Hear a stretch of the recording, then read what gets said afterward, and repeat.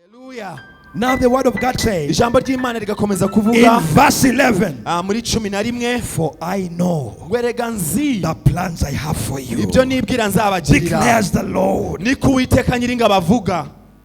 Hallelujah. Hallelujah. It doesn't matter your background. Utitaye ku mateka yawe, It doesn't matter where you came from. utitaye aho wavukiye, aho wavuye, It does not matter the status of your life. utitaye ibyo unyuramo cyangwa uwo witwa we uyu But God munsi, says ariko Uwiteka nyiringa baravuga He knows the plan He has for you. ngo azi neza ibyo yibwira kukugirira. Today things may look so bleak, Uyu munsi bishobora kuba bisa nk'ibiremereye cyane but ku buzima God bwawe, knows the plan has for you. ariko nyiringa bazi ibyo yibwira ku buzima Today bwawe. things may not be going well, Yego ibintu bishobora kuba bitarimo kunyuramo nk'uko ubishaka, but God has a plan for you. ariko nyiringa bafite umugambi ku buzima bwawe. Hallelujah. Hallelujah.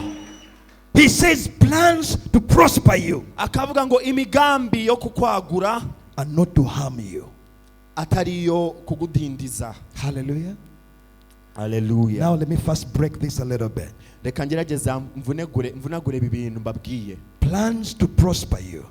Imigambi yo kugira ngo ibatsindishize cyangwa ibagure. Now, when most of us hear the word prosper, Bamwe na bamwe iyo twumvise gutera imbere, we think of money, twumva amafaranga, we think of wealth. tubyumva muri sanse wenda y'ubukire, But spiritual prosperity ariko gukira mu buryo bw'umwuka has nothing to do with wealth, naho bifataniye n'ubutunzi, has nothing to do with money, naho bifataniye n'amafaranga, because money is limited, kubera yuko amafaranga hari aho agera, wealth is limited. ubukire hari aho bugera, There are certain situations hari ubuzima that tunyuramo money cannot take you out. amafaranga atabasha There kugusohora are kugusohorekesha. certain things Hari ibintu that money cannot buy, amafaranga adashobora kugura, but you need spiritual ariko prosperity. ukeneye gutera imbere mu buryo bw'umwuka. Hallelujah. Hallelujah.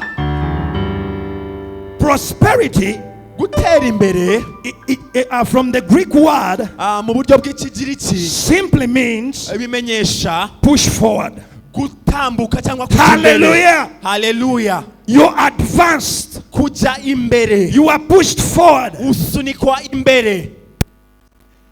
Hallelujah. Hallelujah. There could be a man or a woman Hashobora kuba hari umugabo cyangwa who umugore has no money on their bank account, udafite amafaranga kuri konte yabo, but they are spiritually prosper. ariko bakaba barateye imbere mu mwuka. Hallelujah. Hallelujah. Now let me tell you something. Reka mbabwire ibi ngibi. Peter, Petero I believe, and James, na Yakobo they went to the synagogue, bagiye mu isinagogi, and they found this crippled man on the entrance of the synagogue. basanga umugabo wari waravunitse cyangwa wari ikirema yicaye ku As marembo. people passed by, Uko abantu banyuragaho, they gave this man money, bahaguye umuntu amashekeri cyangwa and amafaranga, they have always they had done this for years. kandi bakoraga ibi ngibi uko umwaka wazaga. But when these servants of God came, ariko aba bakozi b'Imana baje, they were not rich, ntago bari bafite amafaranga they mu were buryo not highly bugaragara, educated, ntabwo bari bize, they were just average citizens. bari abagabo baciye bugufi cyane basanzwe. But when they found this man, Ariko igihe basanze iki kimuga, they told him, baramubwiye ngo silver or gold ifeza n'izahabu ntabyo we dufite, have not, ntabyo dufite, but what we have ariko ibyo dufite muri we twebwe give unto you. turabiguhaye. Rise up Zamuka, haguruka, and walk. ugende mu izina rya Yesu. The money this man had collected Amafaranga uyu mugabo yari yaragwije imyaka yose had not helped him. ntabwo yari yaramufashije, He was still in the same place. kubera yuko yari cicaye But hahandi yari once yicaye. spiritual prosperity came, Ariko igihe gutera imbere k'umwuka this man kwaje, rose uyu up mugabo yarazamutse, and he went into the synagogue. yinjira mu isinagogi, And the people who gave him money, hanyuma abantu bamuhagaye they amafaranga saw him. Isn't this the man who's at the entrance of the baramureba, church? baravuga ngo si wa mugabo wicaraga ku marembo He was y'isinagogi, ahead of them in the church. kubera yuko yari imbere yabo mu itorero. When God gives you prosperity, Iyo Uwiteka aguteje imbere, those who went ahead of you, bose bagutanze you will bypass them. uzabacaho. Those who look Hallelujah. down on Aba you, bose bagusuzuguye, God will elevate you, Uwiteka and they azakuzamura, will be looking up to kandi you. bazaba barimo kukurebera hejuru cyane. Last year they were looking down on you, Yego barakureberaga hasi, but once God elevates elevates ariko you uwiteka amaze with spiritual kukuzamura prosperity, mu buryo bw'umwuka they'll akakuzamura, be seeing you from above. bazatangira kukurebera That's hejuru. why the Bible says ariko ijambo you rikambwira will be the head uzaba umutwe and not the ntabwo tail. uzaba umurizo, You will be above uzaba hejuru and not beneath, ntabwo uzaba hasi. says the niko Lord. uwiteka nyir'ingabo If you believe avuga. it, give somebody a high niba five. wizera zamuha Imana icyubahiro. Hallelujah. haleluya. Plans to prosper you imigambi yo kukwagura and not to harm you. atari ukukudindiza. That's the kind of prosperity that I want. niko gutera imbere nifuza muri njye. I would like God to give me the money that I will use to live a simple, happy life. ndumva nifuza ko Imana y'amafaranga azanyemerera kubaho ubuzima buciye bugufi busanzwe. I don't want wealth that will take me away from my God. ntabwo nshaka ubukire buzankura ku izina ry'uwiteka Imana yanjye. Hallelujah. haleluya. If you have good health, niba uri muzima mu mubiri wawe ukaba ufite sante nzima, that's prosperity. uko ni ugutera imbere. Hallelujah. haleluya. You don't have to have millions of francs on your account. ntukeneye kuba ufite amamiliyari cyangwa amamiliyari n'amamiliyari y'amafaranga kuri konti yawe. Back in the States, muri Amerika I see people with millions and millions of dollars, njya mbona abantu bafite amamiliyari y'amadolari, but those dollars cannot heal them. ariko ayo madolari ntabwo yabasha kubakiza. Hallelujah. haleluya. If you can put food on the table for your family, niba ubasha kugaburira umuryango wawe ugashyira ibiryo ku meza, that's prosperity. uko ni ugutera imbere. If you can have a roof over your head and your niba family, ufite ubwugamo cyangwa ahantu uba, that's prosperity. uko ni ugutera imbere. If you can take your kids to school, niba ubasha kujyana abana bawe ku ishuri, that's prosperity. uko ni ugutera imbere. You don't need so much. ntabwo ukeneye ibya mirenge. When the disciples of Jesus asked him, abigishwa ba Yesu bamubajije Master, teach us how to pray. ngo databuja twigishe gusenga, In the prayer he taught them, mu buryo yabigishije gusenga, he told them to pray like this. yarababwiye ngo mujye musenga mutya: Give me this day my daily bread. ume umugati wanjye w'uyu munsi, Give me this day my daily bread. ume umutsima wanjye w'uyu munsi. It's today that N'uyu you munsi. should be concerned about. uyu munsi niwo ugomba guhangayikira. Yesterday you cannot change. ejo hashize ntabwo wahindura. Tomorrow you have not so much control. ejo ntabwo ufite control cyangwa ntabwo ubasha kuhagera, But today is all you got. ariko uyu munsi niwo ufite gusa. You live today well, you'll be assured for tomorrow. nubaho neza uyu munsi, ejo uzaba ufite ibyiringiro kuzabaho. When he provided for the children of Israel in the desert, igihe yahaga manu abana b'Isiraheli mu butayu, when he gave them spiritual food from above, igihe yabahaga ibyo kurya byo mu ijuru, he told them collect enough for the day. yarababwiye ngo murundanye ibibahagije iby'uwo munsi. Those who collected more for tomorrow, abo ngabo babitse n'iby'ejo it went bad. byaraboze, ibyo byo kurya byaraboze. Hallelujah. haleluya. You trust in God, rely on God, depend on God for today. kwizera Imana, dushikama ku Mana ku by'uyu munsi. It's He and Him alone who holds tomorrow. niwe kandi we wenyine ufite ejo hawe hazaza mu kiganza cye. If it's His plan for you to see tomorrow, you will see it anyway. niba ari umugambi we kugira ngo uzabone ejo, uzahabona nyine. Hallelujah, somebody. haleluya. His plans are not to harm you. imigambi ye si ukukugirira nabi. You may go through a situation ushobora kuba urimo kunyura muri situation cyangwa ibibazo, ikintu icyo ari cyo that may cyose make you cry all the time. cyatuma urira ubudasiba. It doesn't mean God hates you. ntabwo bimenyesheje ko Uwiteka kwanga. You may live a life of scarcity, ushobora kuba ubaho ubuzima budafite mu by'ukuri, whereby everyone is looking down on you as if you are bewitched. buri muntu wese akagusuzugura nk'aho warozwe.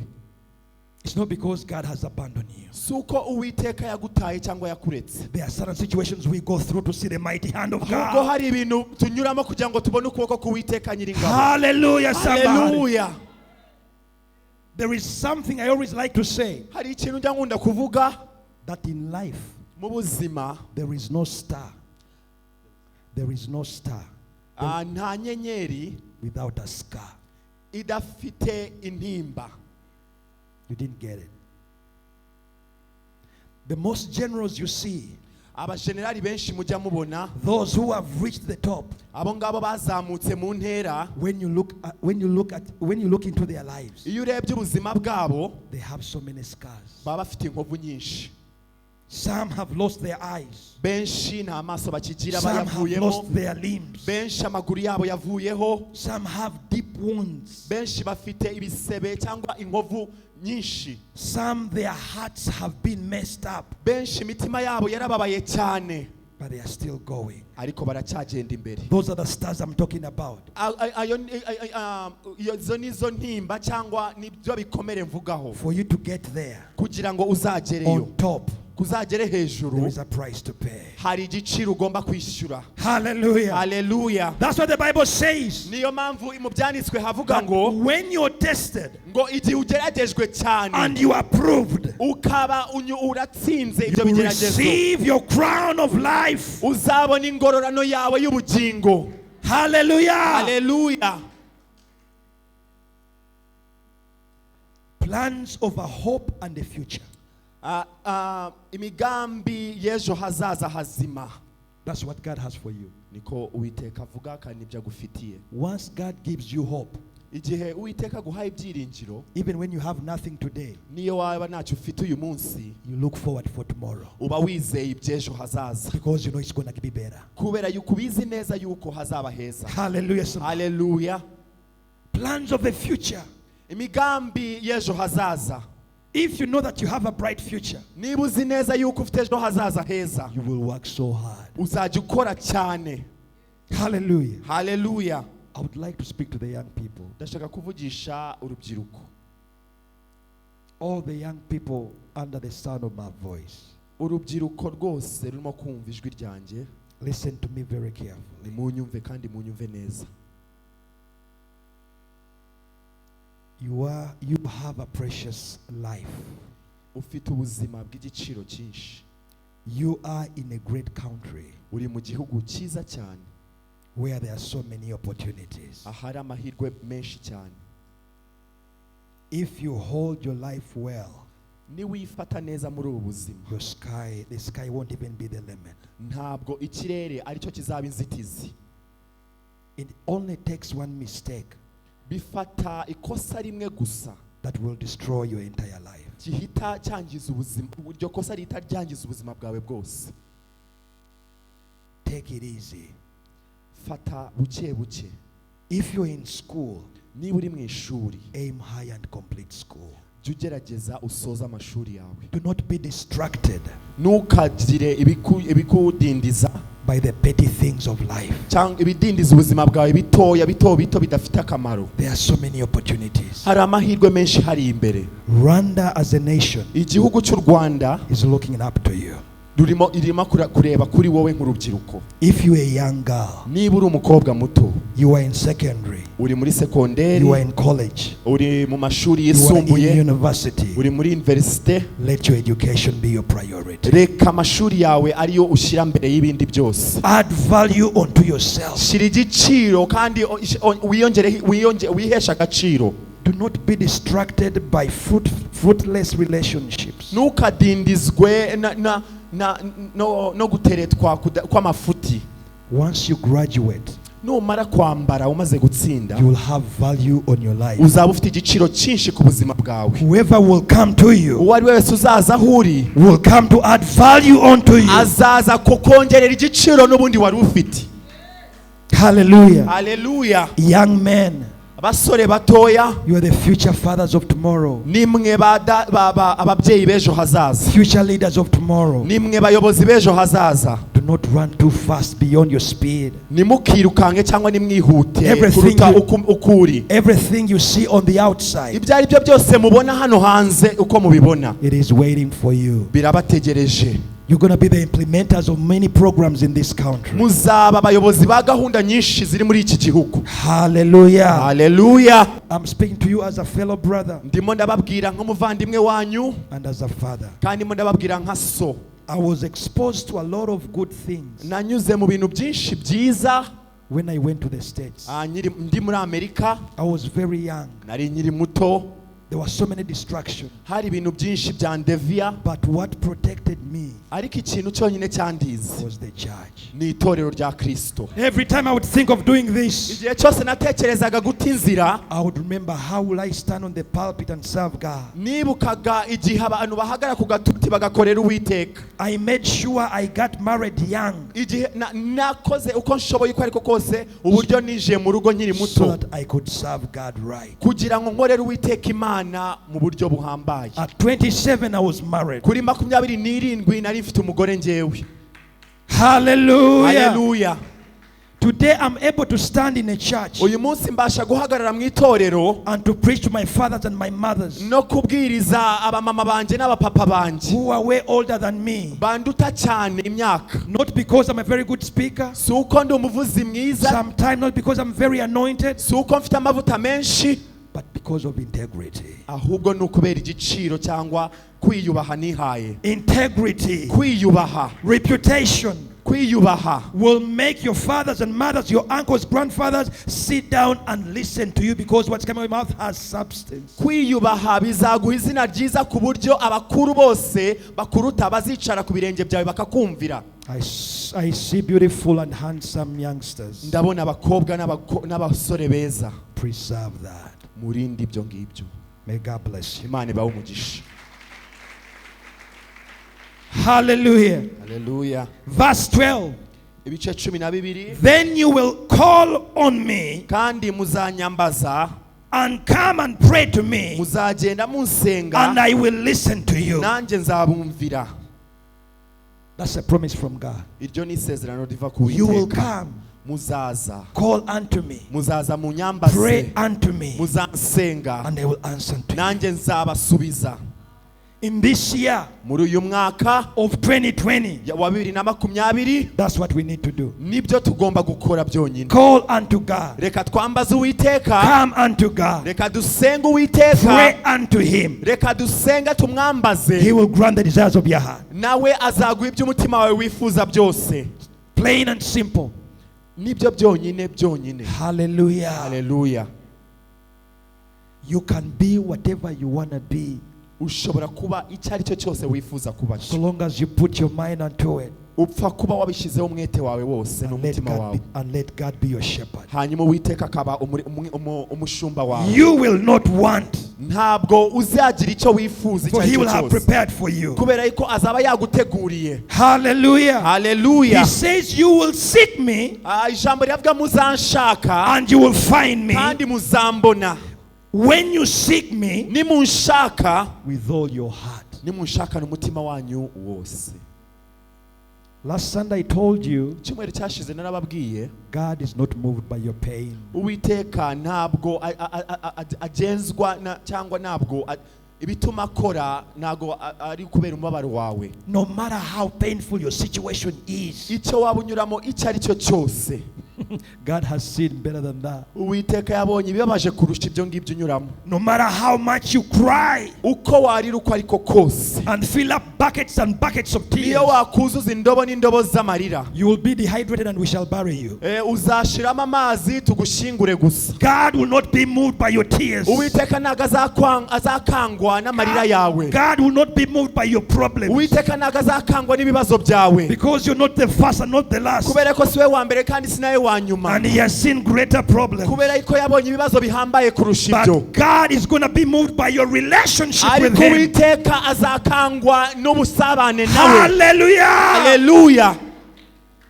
Because of relationship. Kubera ubwo busabane, When you cry, say, Lord, nusakuza ukavuga Uwiteka, your cry will be so loud in the heavens. kurira kwawe kuzumvikana mu majuru. And say, what has happened to my son? Avuge ngo niki kibaye ku Come mwana on, go wanje. and find out what's going on. Abamarayika mwirukanke murebe ikibaye ku mwana wanje. Because he knows your voice. Kubera yuko azi neza ijwi ryawe. The Bible says, Ijambo riravuga ngo my sheep know me, ngo intama zanjye ziranzi and I know them. kandi nanjye ndazizi. When I speak, they recognize my voice. kubera yuko iyo mvuze zumva izina ijwi ryanjye. When I speak, they hear my voice. iyo mvuze zumva ijwi ryanjye. Therefore, when they cry unto me, I will hear them. ukuvuga ngo nanjye iyo zindiriye ndazumva. Hallelujah. Hallelujah.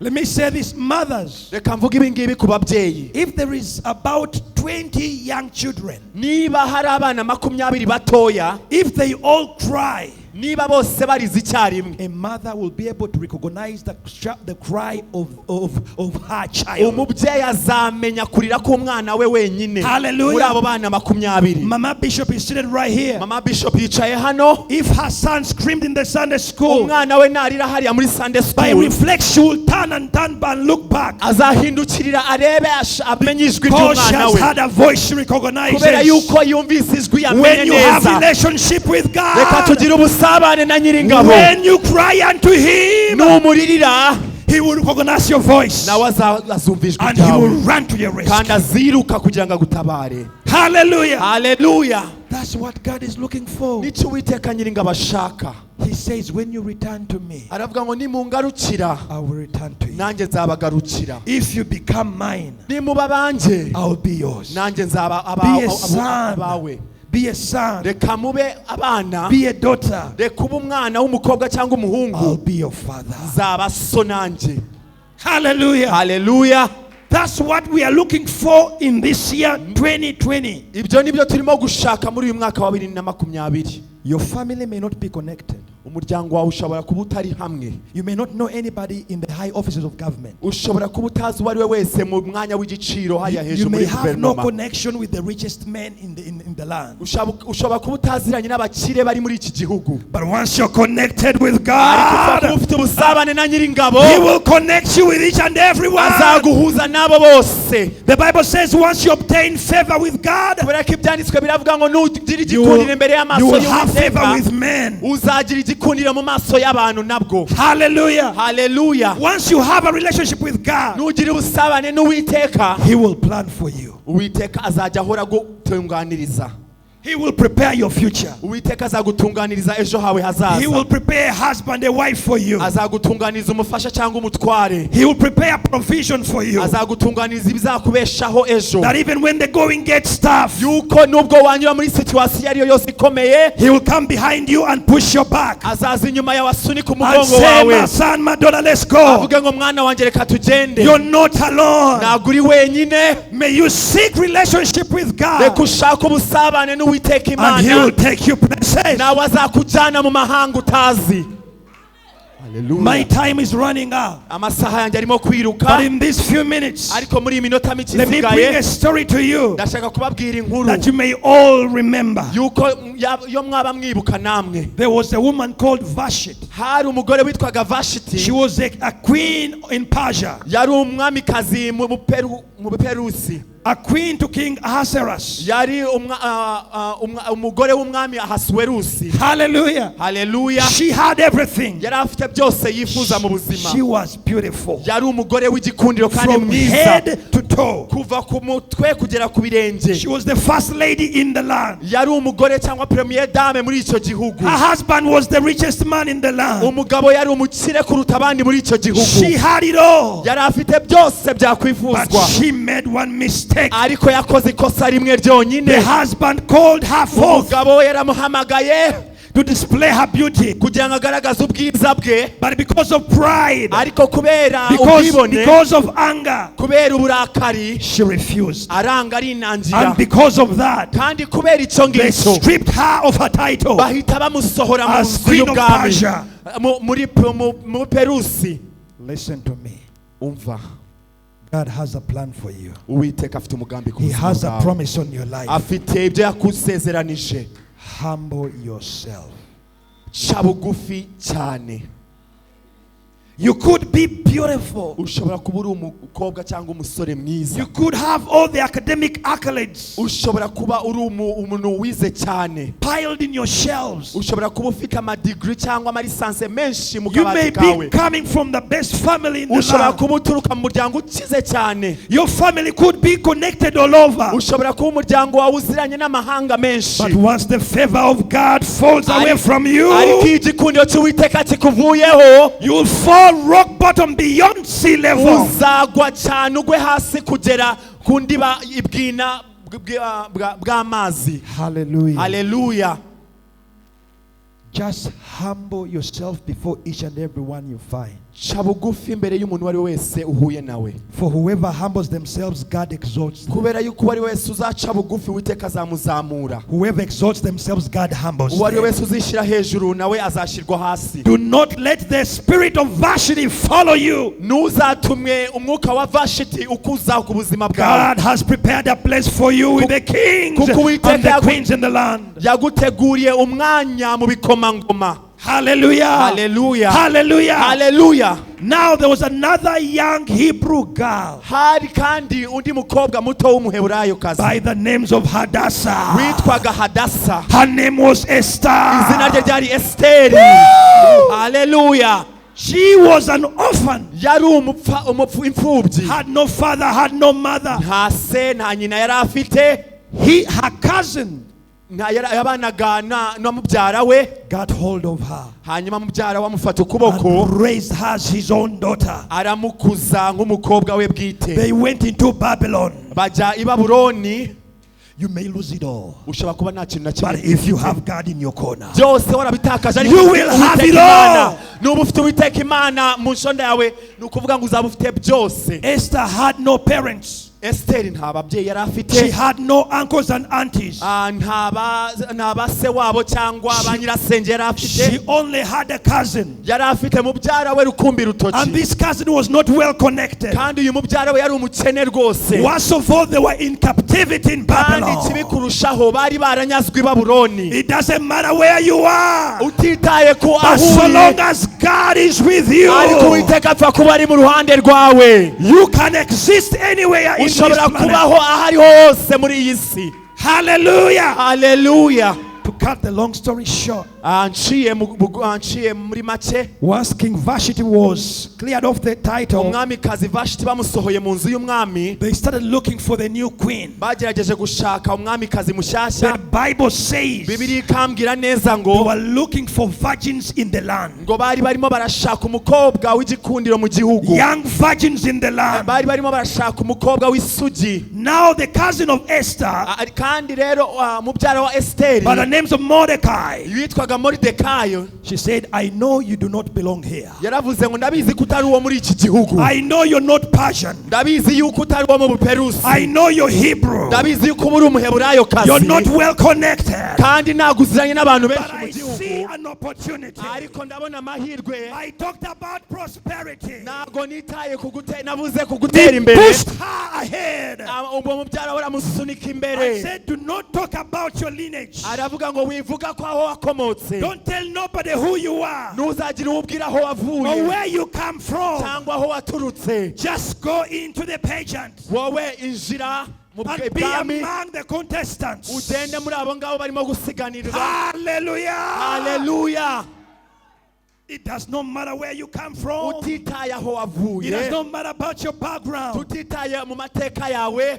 Esther had a promise of God on her life. Esteri yari afite umugambi w'Imana ku buzima bwe. Hallelujah. Haleluya. To cut the long story short, ciye muri make, the Bible says Bibiri ikambwira many virgins were put together amasugi menshi and yashyizwe they were hamwe made more beautiful. kandi bagizwe beza cyane. The key word here is virgin.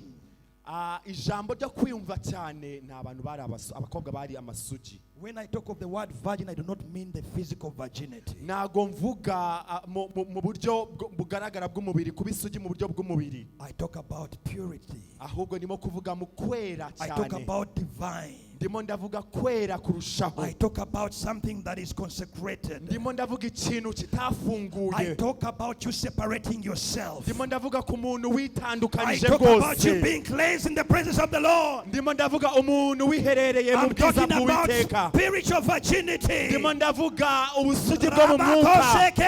Hallelujah.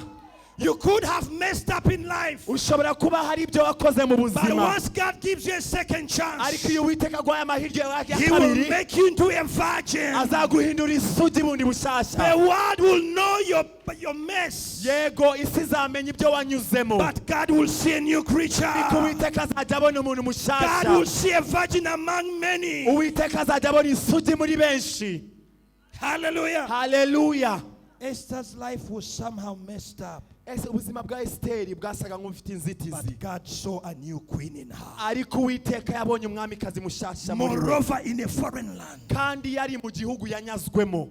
Hallelujah. The Hallelujah. Bible says Ibyanditswe bikambwira that Haggai, ngo Hagayi, the caretaker, uwarebereraga aba bakobwa, when she saw Esther, agikubita amaso Esiteri, his compassion was unlocked. hanyuma gukunda cyangwa igikundiro cyaje kuri Esiteri imbere y'uwo wabarebereraga. The name of Esther, Izina rya Esiteri Hadasa means compassion. bimenyeshe imbabazi. Hallelujah. Hallelujah. Favor was on her. Igikundiro cyari ku buzima Whoever bwe. saw her loved her. Uwo ari we wese wamurebaga Her yaramukundaga. beauty was exceptional. Ubwiza bwe bwari butandukanye It n'ubw'abandi. was streaming from the inside out. Ubwiza bwe bwaheragamo indani bugasohoka. When she smiled, people would just melt. Igihe yasekaga abantu bahitaga bayenga. Hallelujah. Hallelujah.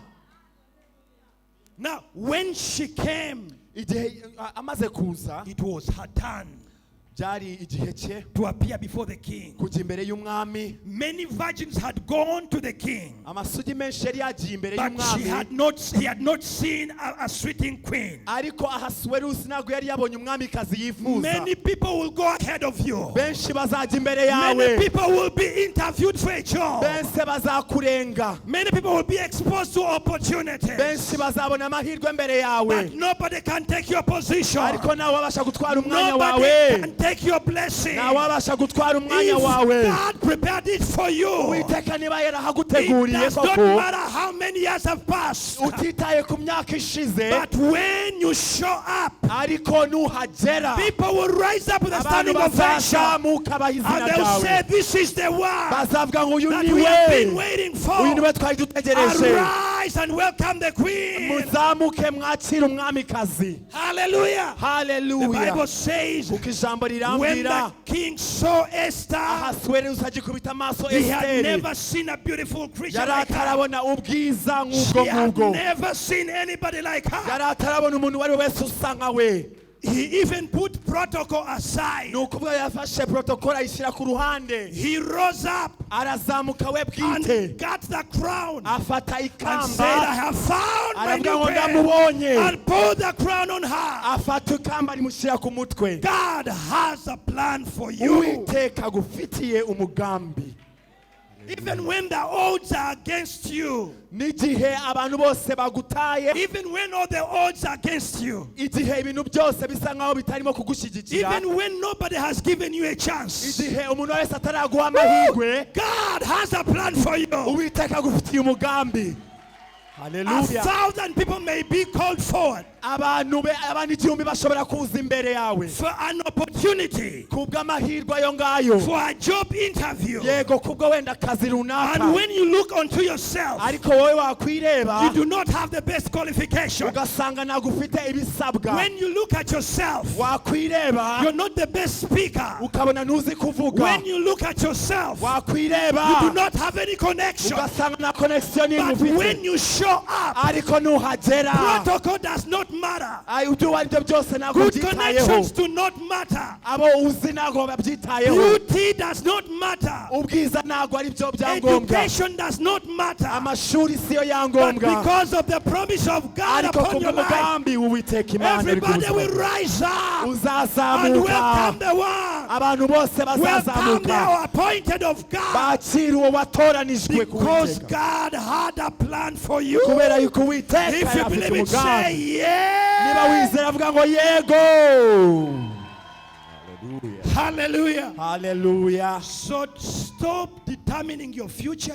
rekeraho kwicira urubanza ejo hawe hazaza. Stop determining your future rekeraho gucira urubanza ku ejo hawe hazaza from your current situation. kubera ibyo urimo kunyuramo uyu munsi. It does not matter how your past has been. bititaye uko ejo ahashize hawe hari hameze. God does not consider your past Uwiteka ntabwo abona ahashize to hawe, determine your future. we abona ejo hawe. God does not consider your current situation ibyo ari byo byose waba to unyuramo determine your future. kandi akoresha ibyo unyuramo kugira ngo So long as you cross over upfa kuba warambutse into the spiritual realm mu isi and say, y'umwuka Lord, from today I'm yours. ukavuga ngo kuva uyu munsi May ni you uwawe. be my papa. reka uzube mbere papa. You say, welcome my son, my daughter. Uwiteka aravuga ngo ndakwakiriye This is mwana what I have mwiza. prepared for ibi you. nibyo I naguteguriye. have had a plan for you. ibi ni wo mugambi I have wanjye. had a promise on your life. hari umugambi mfite ku buzima May it bwawe. be fulfilled reka wuzuzwe rwose in the name of Jesus. n'izina ry'Uwiteka Imana Nyiringabo.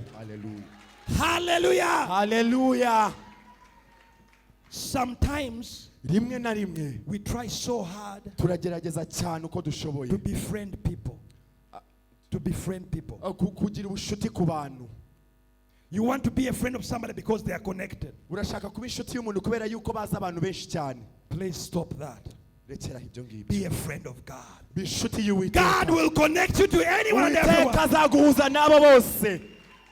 Let me tell you, if somebody puts you down, umuntu wese nagushyira hasi cyangwa if akagusuzugura, somebody undermines them, umuntu nagusuzugura, if somebody breaks your heart, umuntu nababaza umutima wawe, pray for them. jya ubasengera. Don't pray for their death. ntukabasengere kugira ngo Don't pray for their bazapfe, failure. ntukabasengere kugira ngo They bazananirwe. need to be around bagomba kuba bahari when the Lord is preparing a table for kugira ngo you. igihe Uwiteka azaba They aguteguriza need to neza. be alive bagomba kuba bari as they bazima see God elevating you. kugira ngo babone Uwiteka Those kuzamura. who undermined you, abo ngabo they bagusuzuguye have to clap for you. bagomba kugukomera mu Those mashyi who said you'll never be married, kubera yuko abo bavuze they ngo have ntazigera to see you urongorwa. walking with your husband. bagomba kubona ugenda They n'umugabo have to wawe. see you wedded in holy bagomba kubona matrimony. urimo kugenda n'umugabo wawe Because God kubera has a yuko plan for you. Nyiringabo afite Hallelujah. ubwugamo bwawe. Am I Haleluya. talking to somebody? hari umuntu uvugana nawe Am hano, I talking to hari somebody? uwavugana nawe hano. 2020 is your year of victory. 2020 ni umwaka w'ubutsinzi. Surrender your life to Jesus. tanga ubuzima bwawe bwa Surrender your Yesu, life to God. ubuzima bwawe Surrender Uwiteka, your heart to God. umutima wawe Surrender Uwiteka, your mess to God. byose byawe Surrender your Uwiteka, pain to God. tanga umubabaro wawe ku He will make Uwiteka, it into your pulpit.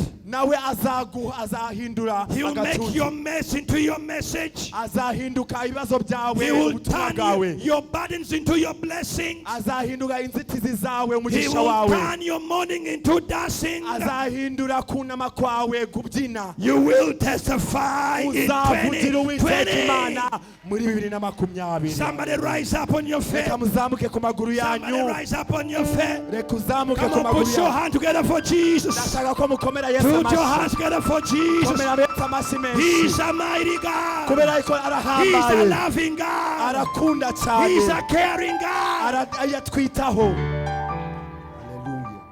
In these few seconds, muri aya masekonda make asigaye, say, Lord, ndashaka kuvuga Mana, I thank you ndagushimiye for the word. kubwira ijambo I receive it. kandi aryakiriye. May it be a seed reka bibe imbuto into my life. mu buzima bwanjye. I pray. ndasenga, May it fall reka igwe on fertile ground. ku butaka butoshye. I surrender nditanze wese, my life to you. nditanze ubuzima bwanjye I bwose, give away nanze ubuzima bwanjye, myself to you. nihaye wese. Use me, Lord. reka unkoreshe, I am not my own. ntago ndi uwanjye ngo I belong nigenge, to you. ndi uwawe Nyiringabo. This year uyu mwaka and the many, many years to come, cyangwa imyaka izaza, I surrender.